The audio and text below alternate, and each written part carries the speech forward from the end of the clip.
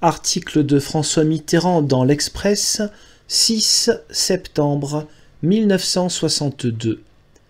Contexte. Le 22 août 1962, la voiture qui conduit le général et Madame de Gaulle à l'aérodrome de Villacoublay, d'où ils doivent s'envoler pour colomber les deux églises, est attaquée au Petit Clamart par un commando dont on découvrira vite que son chef est un polytechnicien, ingénieur en chef de l'armement, le lieutenant-colonel Jean-Marie Bastien-Thierry. La voiture présidentielle, criblée de balles, poursuit sa route. Personne n'a été blessé. Au Conseil des ministres qui suit, le 29 août, le général de Gaulle annonce son intention de précipiter la révision de la Constitution. Et la perspective d'un régime présidentiel séduit certains spécialistes du droit constitutionnel. Le moment est venu de s'interroger.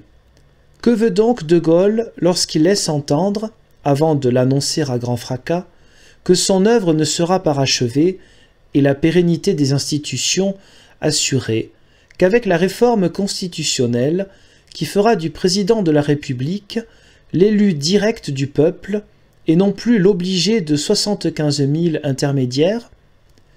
Il a déjà tous les pouvoirs, ceux que la Constitution lui donne. Par l'article 37, le domaine de la loi, c'est-à-dire du Parlement, est strictement délimité. Par l'article 38, le pouvoir exécutif peut édicter temporairement des ordonnances qui valent loi. Par l'article 16, et cette fois-ci sans aucune condition de durée, le président de la République est autorisé à prendre toutes les mesures qu'exigent les circonstances, lorsque lui-même estime qu'elles sont graves.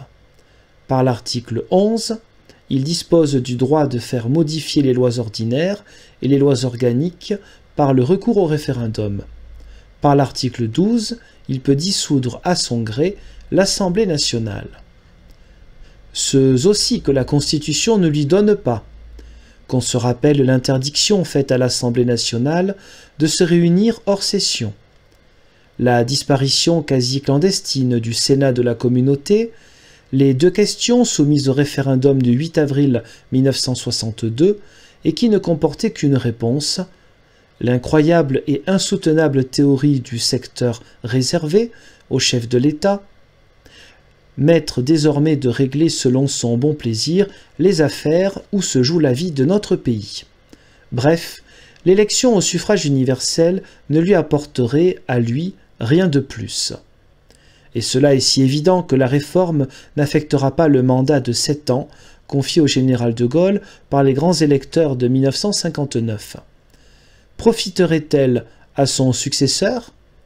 Dans une hypothèse, certainement, celle qui prévoit l'élimination ultérieure du Parlement. Un homme de grande audace et de peu de scrupules, qui réussirait à occuper le premier poste de l'État à la suite, et vraisemblablement avec la bénédiction du général de Gaulle, pourrait en effet trouver auprès du peuple qui l'aurait choisi un crédit suffisant pour éliminer tout embarras, et en premier lieu l'embarras causé par la stricte observation des règles constitutionnelles. Mais or l'encouragement à violer la Constitution avec la même impunité que l'actuel chef de l'État, on ne voit pas quel pouvoir nouveau, tiré de la loi, l'élection au suffrage universel accorderait au futur président de la République.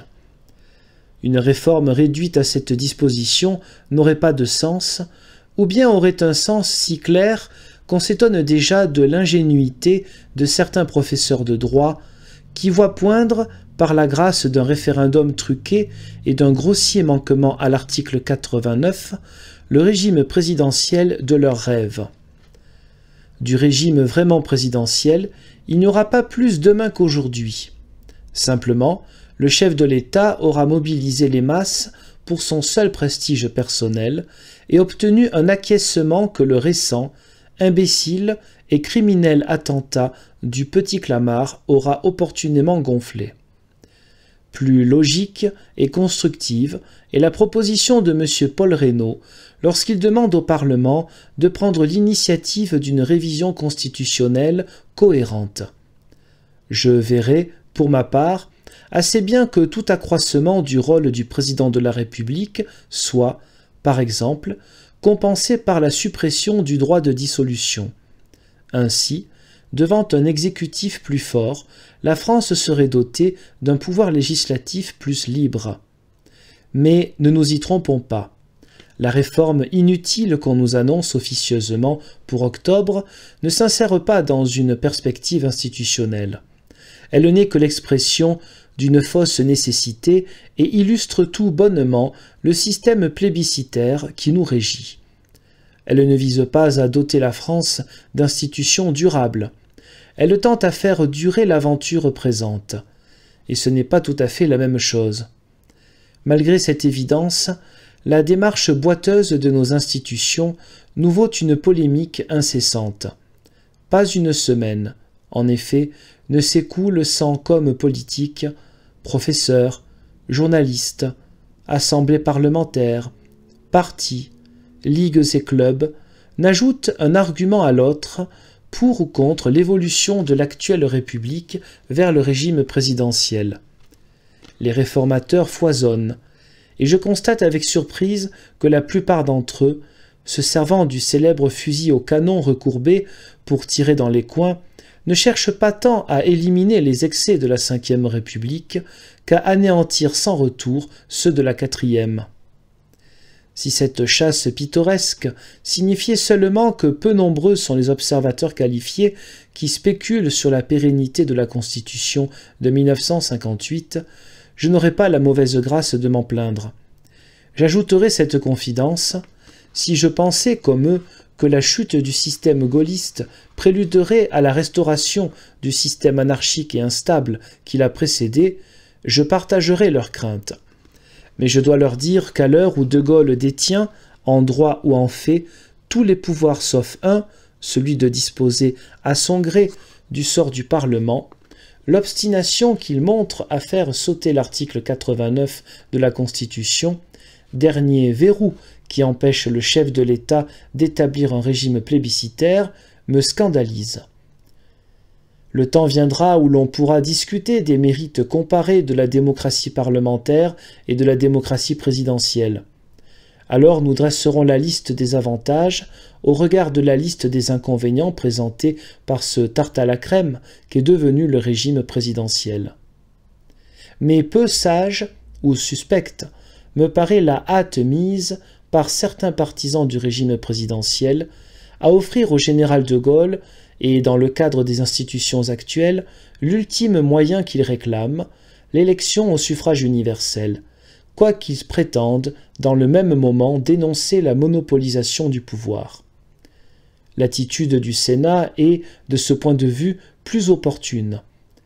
Que cette attitude soit inspirée par le désir de revenir au classicisme parlementaire, sûrement. Mais dans l'état présent des choses, le raidissement sénatorial reste l'ultime garantie contre l'arbitraire et l'absolutisme.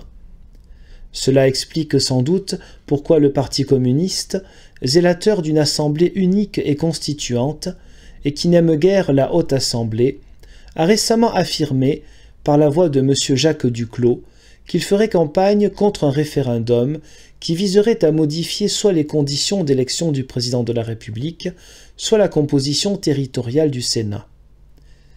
Tracer une perspective et préparer nos lendemains politiques répond aux vœux des Français, qui critiquent De Gaulle mais le préfèrent au néant.